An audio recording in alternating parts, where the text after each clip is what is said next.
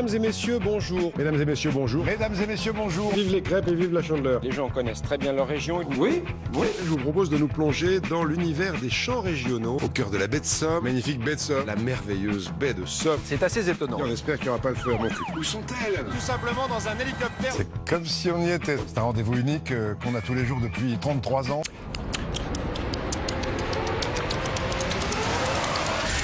Bonsoir et bienvenue, nous sommes le mercredi 16 septembre 2020. Alors si vous nous voyez transpirer ou nous endormir, c'est parce qu'il fait à peu près 90 degrés sur le plateau.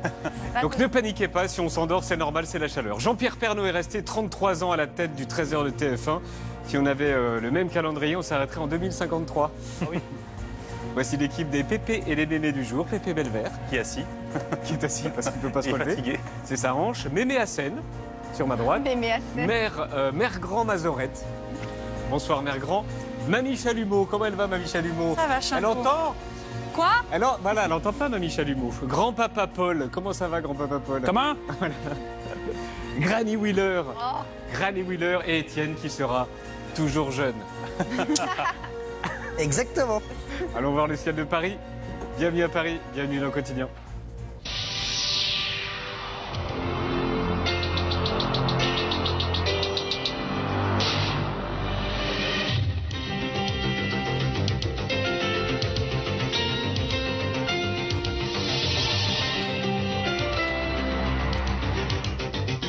C'est le meilleur générique du Trésor. Donc événement ce soir dans le quotidien, premier live de Louane pour son nouvel album Joie de vivre, et vous l'avez vu et entendu, on retrace, là ça c'est Louane, on retrace la carrière de Jean-Pierre Pernaut avec Jean-Pierre Pernaut tout à l'heure ici sur le plateau, et ça c'est Jean-Pierre Pernaut. On ne connaissait pas cet aspect un peu des scientifiques, c'est une des choses qui restera de cette crise du Covid, le caractère des scientifiques, c'est pour ça qu'ils sont bons d'ailleurs, ils sont scientifiques, la preuve encore hier au Sénat. C'est dans un mini-hémicycle d'un joyeux camailleux de Marronnas qu'a eu lieu la commission d'enquête du Sénat sur le Covid.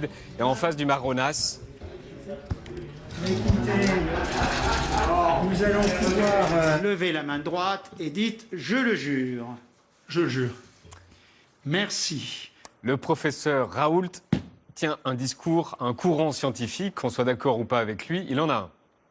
J'ai écrit 3500 publications internationales. Je n'en ai jamais rétracté aucune. Moi, je suis un être très pragmatique, très empirique. C'est ma nature. Je l'ai écrit il y a 20 ans quand j'étais le conseiller de Mattei de manière inégale. Son courant scientifique tourne beaucoup autour de sa personne, on vous l'accorde. Hein. Moi, je peux vous dire, j'ai créé dans ce pays le premier comité d'éthique animale. Moi, j'ai une grande folie contre les essais de non-infériorité. Moi, j'arrive à raisonner. Moi, j'ai téléphoné au conseiller du ministre. Moi, c'est des choses qui, pour moi, moi, je me pose pas la question. Moi, j'ai des amis en Algérie. Je suis passé par un aéroport. Moi, je vous recommande, moi, je connais, exprimer au président de la République et au Premier ministre. Je ne peux pas faire plus. Voilà. Je peux pas Un peu trop autour de sa personne, d'ailleurs. Non, il faut regarder les morts. Vous les regarderez, les morts. Moi, je les connais, les morts. Je sais qui est mort, dans quelle ville, dans quelle région, et combien il y a eu de morts, et combien il y a eu de jeunes qui sont morts. Je le sais bien. T'as vu, il a le même carré que toi, Étienne. Ouais, c'est vrai, on a un peu. Il a la même coiffure. Ouais. Et en- Tu vois, dans le truc, la ouais. même coiffure. J'aurais pu botovanner. Et en bonus, un vrai conseil lecture. Moi, je vous recommande de lire, changer d'avis, un livre merveilleux de Latour qui s'appelle Guerre épée des microbes, la vie de Pasteur. C'est génial. C'est génial. Voilà. Et en effet, le livre est génial, il était venu ici en parler. Le 19... Par Raoult, hein, l'auteur. Le 19h30 média, Julien.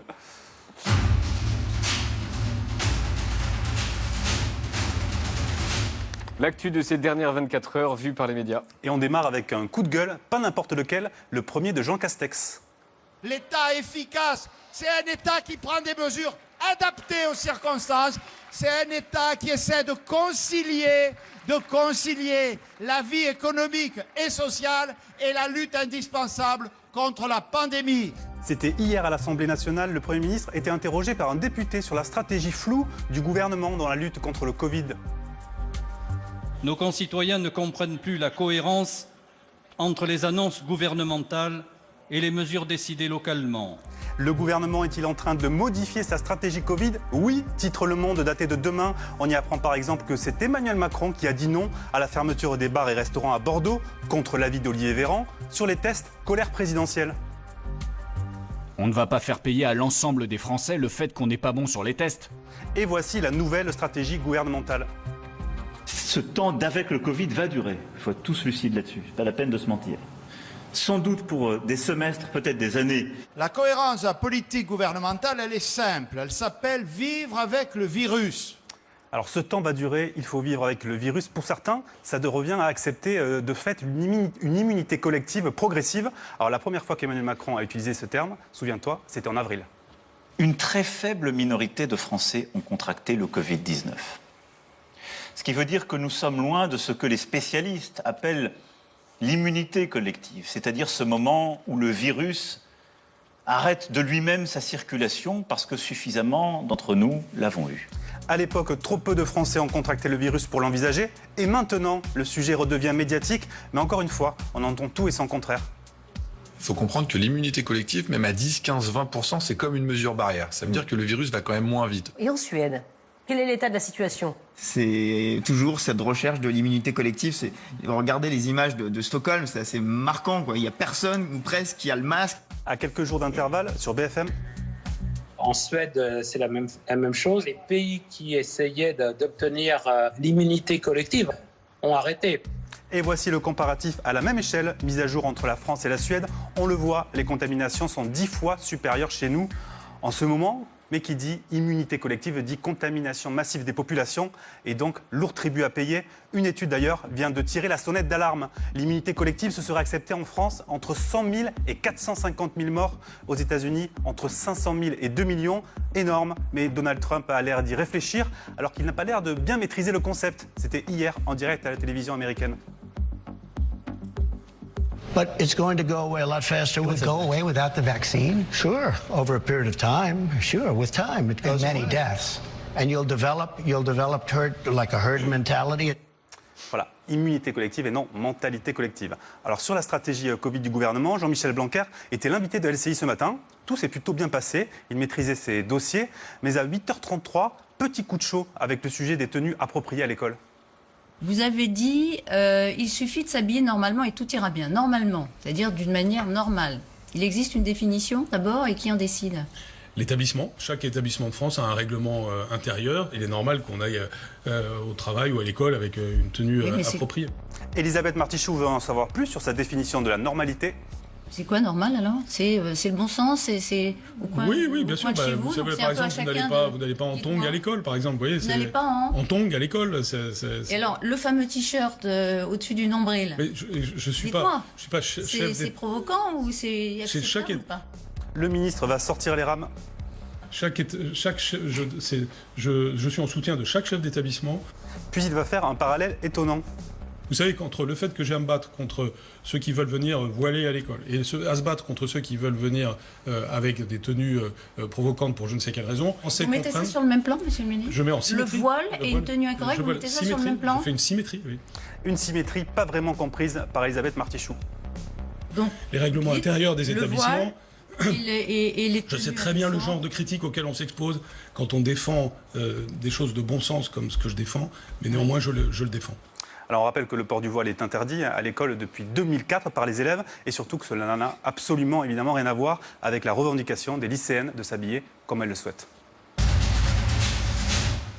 Tu en as parlé tout à l'heure, Yann, en début d'émission. C'était la deuxième audition publique de Didier Raoult, une nouvelle fois retransmise sur les chaînes info, mais on a un peu l'impression que certains commencent à saturer. C'est Didier Raoult qui était donc interrogé. Vous en avez soupé du Raoult ces derniers mois. Alors hier, tant mieux pour Raoult, d'ailleurs ça a été un show Raoult. Une audition de 2h14 où le professeur marseillais devait être confronté à d'autres scientifiques à la demande des sénateurs, ce qu'il a refusé. Vous comprendrez bien que ma limite, c'est une des limites à ma convivialité. Je n'aime pas qu'on m'insulte, je n'aime pas qu'on porte plainte contre moi et qu'après on me demande de débattre en toute sérénité. Raoult s'est aussi opposé à ses homologues sur la mutation du virus. Nouvelle polémique en vue. C'est la nouvelle bataille guérilla entre scientifiques. Y a-t-il une mutation du coronavirus? Oui, affirme Didier Raoult. Non, répond le conseil scientifique. Quelques heures avant, devant cette même commission, le président du conseil scientifique, Jean-François Delfraissy, avait balayé cette hypothèse d'une mutation du Covid. Alors forcément, sur les plateaux, on s'interroge. Est-ce que c'est un brillant scientifique, un génie, si vous voulez? Ou est-ce que c'est un super menteur? Elle est toute simple, la question, mesdames, messieurs. A-t-il raison ou tort? Qui dit vrai? Moi j'ai raison et les autres ont tort, quoi. On s'interroge, mais pas partout. Moi, je vais vous dire, j'écoute vraiment avec beaucoup d'intérêt.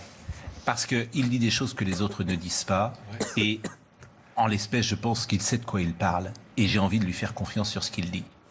Alors, à chaque fois que Didier Raoult est à Paris, il fait le tour des médias, qui adorent l'inviter, on l'a vu. Ce soir, il est sur LCI. Hyper à l'aise, vous allez le voir. Ce soir, notre invité, le professeur Didier Raoult, vous qui aimez tellement la dispute. Voilà, on entendra les arguments favorables et défavorables à Didier Raoult, ça vous va? On verra bien. Alors, rendez-vous tout à l'heure. Bon voilà, alors si vous en avez marre C'est toi ça. Le matin, ouais. T'as reconnu. Une grosse si vous en avez soirée. marre du professeur Raoult, je suis désolé. Regardez, j'ai un petit bonus. Le professeur sera-t-il la star d'Halloween? C'est le pari lancé dans cette boutique spécialisée. Alors si on peut revoir l'image, on ne sait pas trop si c'est le professeur Raoult ou le père Fouras. Voilà, c'est un mix des deux. On verra si c'est porté pendant Halloween. Alors l'audition de Raoult, tout le monde l'a diffusée, on l'a vu. En revanche, aucune chaîne info n'a jugé nécessaire de diffuser aujourd'hui le discours d'Ursula von der Leyen, présidente de la Commission européenne. C'était son premier discours sur l'état de l'Union. Parmi ses annonces remarquées, un plan contre les LGBT-phobies, avec notamment la reconnaissance des couples homoparentaux. Si vous êtes parent dans un pays, vous êtes bien sûr parent dans tous les pays. Les mots d'Ursula von der Leyen étaient particulièrement attendus sur la situation des homosexuels en Pologne. Je veux être très clair. Les zones interdites aux LGBTQI sont des zones sans humanité. Et elles n'ont pas leur place dans notre Union. Alors son discours a été super applaudi, mais plusieurs eurodéputés demandent maintenant des actes. Une dernière image pour finir. 2 journaux nationaux aujourd'hui ont mis à la une Jean-Pierre Pernaut après l'annonce de son départ surprise hier. Et hier soir, Gilles Boulot lui a rendu hommage dans son 20h, un peu ému. Demain à 13h, vous avez rendez-vous avec Jean-Pierre Pernaut. Jean-Pierre qui vous accompagne depuis 32 ans. Il a décidé de quitter la présentation de son journal de 13h à la fin de cette année. Depuis février 1988, il est fidèle au poste. Fidèle en amitié, passionné par son journal, de loin le plus regardé en Europe. Jean-Pierre, à demain. Ah oui, super ému. Ouais, super ému. Alors Jean-Pierre Pernaut, il sera tout à l'heure avec nous sur le plateau pour sa première interview télé depuis l'annonce de son départ. Louane aussi en live et donc Jean-Pierre Pernaut qui nous rejoignent. Quotidien continue, à tout de suite. Deliveroo.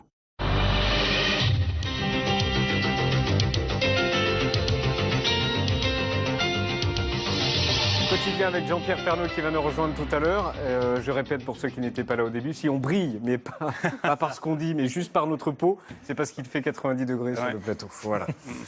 Un jeune, une solution, c'est le slogan de l'opération Jeunes d'avenir que lance le ministère du Travail. Ce sont des salons pour mettre en relation des jeunes diplômés ou pas, et ça c'est important, avec les entreprises, les associations, encore les formations. Le salon de Paris a été inauguré hier par le Premier ministre Jean Castex et la ministre du Travail Elisabeth Borne.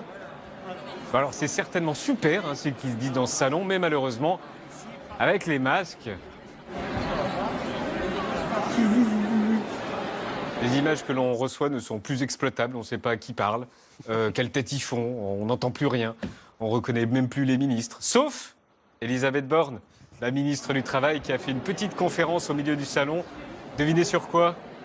Avec ce plan jeune, on s'adresse aussi aux jeunes pour recruter un jeune. Un point complémentaire, c'est que chaque jeune puisse vraiment bénéficier d'un accompagnement des jeunes et que chaque jeune sache qu'il a touché les jeunes pour accompagner les jeunes dans le cadre du plan jeune. Merci Madame la Ministre.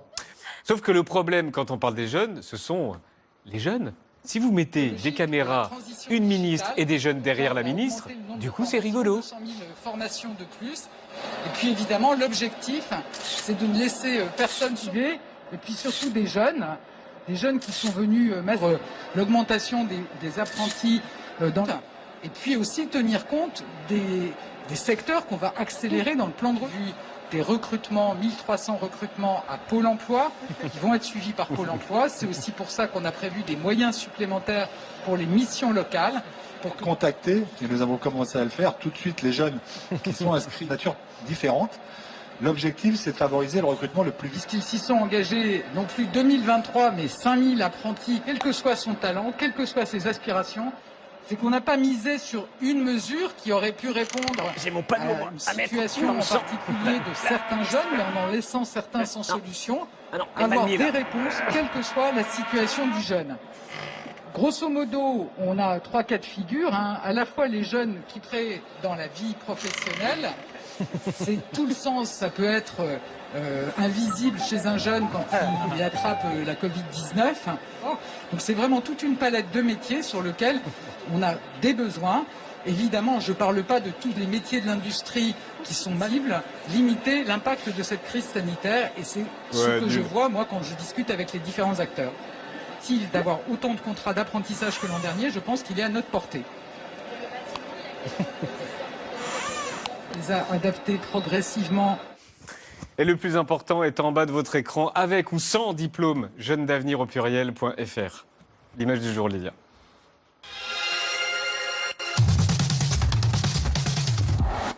On en a déjà beaucoup parlé dans l'émission, mais je voudrais revenir sur la petite phrase d'Emmanuel Macron lundi.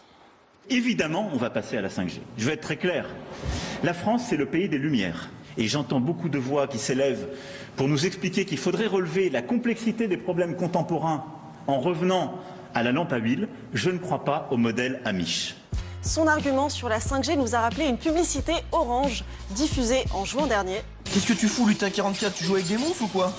Un homme joue aux jeux vidéo en ligne, il profite du progrès, mais juste avant l'arrivée des touristes, il se la joue à l'ancienne, feu de cheminée, bougies, il y a même des lampes à huile. Hello. Bah bienvenue. C'est des connexions totales ici. Vous imaginez même pas. Bref, pour Emmanuel Macron, être contre la 5G, ce serait rétrograde. Il fait donc comme si la question ne se posait même pas. Évidemment, on va passer à la 5G. Je vais être très clair. Alors oui, on ne pourra sans doute pas freiner l'avènement de la 5G prévu pour 2021 en France. Et pourtant, c'est la première fois qu'une technologie fait autant débat. Dans les années 90, la 2G avait entériné le passage au numérique. Wow. Le reportage qui suit est consacré à une nouvelle race de radiotéléphones bientôt commercialisée. Allô? Oui, bonjour Bernard, ça va? En 2004, l'avènement de la 3G permet pour la première fois de regarder des vidéos sur son téléphone. 3G, en langage branché, la visiophonie débarque en France. Voir le correspondant auquel on parle devient donc possible. En 2012, la 4G permet une connexion plus rapide à Internet et déjà à l'époque, quelques réticences liées à la santé. Téléphonie mobile à très haut débit. La ville de Paris est réticente. Elle craint les effets des ondes sur la santé des Parisiens. Mais rien à voir avec les débats que suscite la 5G aujourd'hui, et ce, dans le monde entier. The promise of new 5G internet speed is gaining a lot of attention. Dibujará un mundo hiperconectado con grandes posibilidades, pero también importantes retos. La technologie 5G est en plein déploiement et déjà cette technologie fait peur. En Suisse, la 5G a été lancée en 2019, mais les anti-5G font pression et ont réussi à geler le déploiement de certaines antennes. Alors, quelle est la spécificité de la 5G? Aujourd'hui, les antennes relais, avec des boîtiers 3G, 4G, émettent dans toutes les directions autour d'elles. Avec les nouvelles antennes 5G, on aura une technologie qui permet d'envoyer des faisceaux d'ondes plus puissants, ciblés, qui accélèrent donc l'Internet des objets. Le débit est 10 fois plus rapide que pour la 4G, ce qui ouvre plein de nouvelles opportunités. La 5G, c'est pour nous permettre de regarder des films porno, même quand vous êtes dans votre ascenseur en HD. Bon. Alors certes, mais pas que. La 5G permettra surtout le développement des voitures autonomes, puisque le temps de freinage sera immédiat, 1 milliseconde, ou encore le développement de la télémédecine. Un chirurgien qui est à Genève, qui opère quelqu'un qui se retrouverait en Centrafrique et puis qui fait une opération. Eh bien, l'opération doit se faire en direct, mais surtout les gestes, il doit y avoir aucun décalage entre l'image et le geste lui-même, qui sera un geste robotique à ce moment-là. C'est super pour l'industrie, mais la 5G pose aussi beaucoup de questions dans plein de domaines.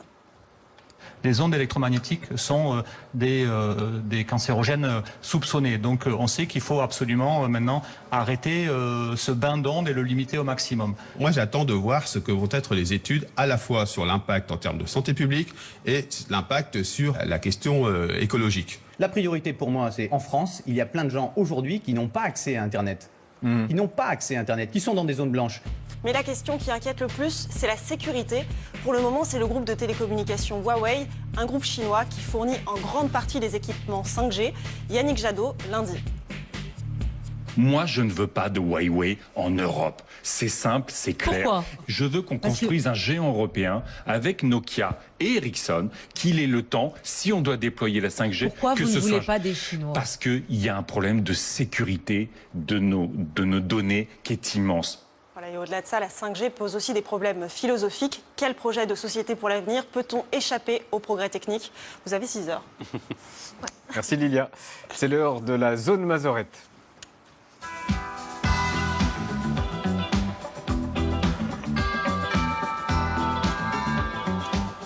Et Maya, tu vas nous parler de foot. Tu reviens sur le match PSG-OM. Oui, et plus précisément sur cette affaire Neymar qui n'en finit pas. Tout a commencé par des injures racistes proférées par Álvaro González. Neymar s'est plaint à plusieurs reprises pendant la rencontre de propos racistes. Mais en fait, selon une seconde vidéo qui est sortie ce matin à la télévision espagnole, c'est Neymar qui aurait commencé en traitant González de, je cite, putain de PD.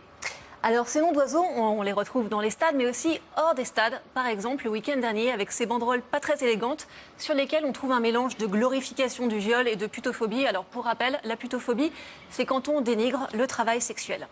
Alors évidemment, le foot ne fait que cristalliser des comportements qu'on retrouve un peu partout dans la société, sauf que dans le foot, certains sont carrément dans le déni. Donc non, très franchement, le phénomène racisme dans le sport et dans le foot en particulier n'existe pas. Alors c'est intéressant parce que non seulement Noël Le Graët, le président de la Fédération française, ne voit pas le racisme, mais il ne voit pas non plus l'homophobie. Considérer effectivement que le football est homophobe et peut être l'image seulement d'homophobie en France, c'est quand même un peu fort de café. J'accepte pas. La ministre déléguée au sport, en revanche, refuse l'idée d'une hiérarchie des intolérances. L'homophobie, j'ai insisté pour que ce soit mentionné comme le racisme dans ce règlement qui existe aujourd'hui à la Ligue. Ça le sera. Ceci dit, le cas Neymar pose une question vraiment intéressante. Est-ce qu'une insulte légitime une autre insulte? Est-ce qu'on est plutôt Bible, montrant la joue gauche, ou plutôt loi du talion, œil pour œil? Loi du talion dont nous fêtons cette année le 3750e anniversaire.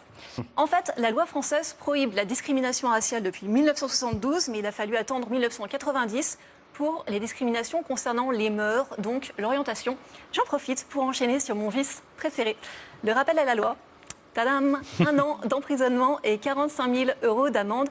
Exactement pareil en cas d'homophobie ou de racisme. Et cet alignement des sanctions, il est logique. Qu'on se traite de sale noire ou de gros PD, c'est toujours la même idée. On ne correspond pas à la norme du mâle blanc hétérosexuel. Et je sens qu'on approche du point, on ne peut plus rien dire. Mais pas du tout. En plus, l'injure a une fonction sociale, ça fait du vocabulaire très fleuri, et puis personne n'a envie d'un monde complètement aseptisé. D'ailleurs, si vous n'avez aucune créativité, pas de souci, le collectif Georgette Sand a créé tout un répertoire d'insultes non discriminantes. Allez, on fait la démonstration avec vous si vous voulez bien lever les cartons. L'oleur compulsif. L'oleur compulsif. Enflure décérébrée. Ah, moi j'aime bien le simple. Poil de cul fermenté. Ah, il est bien celui-là. celui-là. Poil de cul fermenté. Moi, j'ai quoi? Fesses d'huître. C'est pas mal, fesses d'huître. Jus de poubelle. On me dit ça dans la rue? Jus de poubelle. Fin de série. Bah, en tout cas, vous remarquez que ça marche vachement bien. Et d'ailleurs, regardez, c'est pareil pour les pas banderoles. toutes, hein. Vas-y, Regardez pour le l'OM et le PSG. On pourrait en fait tout à fait s'insulter en douceur quand on est un supporter. Fesses Voilà. de poulpe. Oui, c'est mignon. Poil de cul fermenté. Et voilà, et si avec ça je ne suis pas embauchée comme consultante en football, eh ben, je ne sais plus quoi faire. Merci Maya. Reste ici, j'imagine. Merci Maya. Fesses d'huître, c'est à toi, je crois. C'est moi-même. C'est moi-même.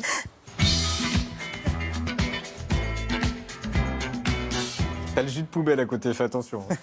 Tout à l'heure, on reçoit Louane pour son nouvel album. Et toi, Ambre, tu as tilté sur sa pochette qui est là. Voilà, la pochette que tu tiens avec brio, cette pochette-là, mais plus précisément, j'ai tilté sur celui qui l'a réalisé, Martin Parr, le célèbre photographe anglais, qui est d'ailleurs exposé en ce moment au FRAC de Rennes.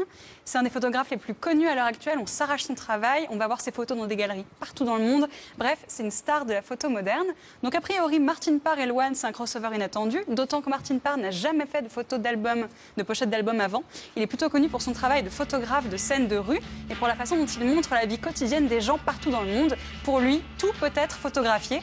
Et il est aussi célèbre pour ses photos de plage, anti-carte postale, très humour anglais. C'est d'ailleurs en partie pour ça que Louane l'a contacté. Et les grands photographes qui font des pochettes d'artistes, c'est pas nouveau. Non, c'est même très fréquent. Ils se rendent un peu service mutuellement. Pour les deux, c'est une occasion de surprendre tout le monde. Mondino a la chance de déshabiller Prince. Chagrin d'amour choque grâce à cette pochette signée Avdon. Pendant que le groupe de hard rock Scorpions, qui d'habitude c'est plutôt dans cette ambiance-là, s'offre une pochette étonnamment classe d'Helmut Newton. Et à l'origine, la pochette de Exile on Main Street des Rolling Stones devait être faite par Man Ray. C'est ce qui s'appelle un choc des cultures.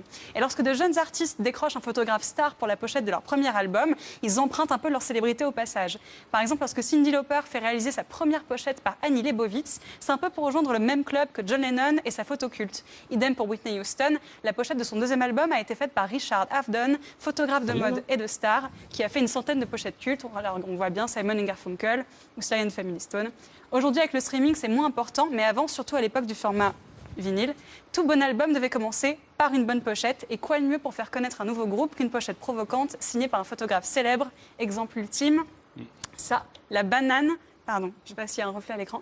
Hop. Là, c'est bon. La banane qu'Andy Warhol a conçue pour ses poulains, accessoirement un des meilleurs groupes de tous les temps, le Velvet Underground. À l'origine, on pouvait même éplucher la banane. En dessous, elle était toute rose. Bonjour les sous-entendus. Tout le monde a parlé de la pochette provocante. Et c'est seulement ensuite qu'on a remarqué le leader du groupe, un certain Lou Reed. Le coup du photographe Pygmalion qui utilise son art pour créer sa muse, c'est un classique absolu. On peut penser par exemple à Jean-Paul Goude, dont on répète tout le temps qu'il a créé Grace Jones en lui fabriquant son identité visuelle. Le personnage que je cherchais à mettre en avant, c'était un personnage qui me fascinait moi depuis mon enfance. Quand Grace était sur scène, elle était à la fois menaçante et belle. Et tout a commencé avec cette pochette de son premier album, devenu culte pour la musicienne et pour son auteur. Jean-Paul Goude en a même fait un remake en 2014 avec Kim Kardashian. Et là, qui rend service à qui? On ne sait plus trop. J'aimerais bien. Il y a aussi un remake fait en 2020 avec Julien Belver, plus confidentiel. Oh, pas tant que ça. J'ai rien vu, j'ai rien dit. Donc là, de deux choses l'une pour lequel Louane, pas Julien Belver, soit Louane devient une star en Angleterre grâce à Martine Parr, soit Martine Parr devient une idole chez les jeunes Français grâce à Louane. Louane 1, le Brexit 0. Merci. Et Louane en live, c'est tout à l'heure dans le Quotidien. Merci Ambre. Jean-Pierre Pernaut nous rejoint, c'est quand on revient tout de suite.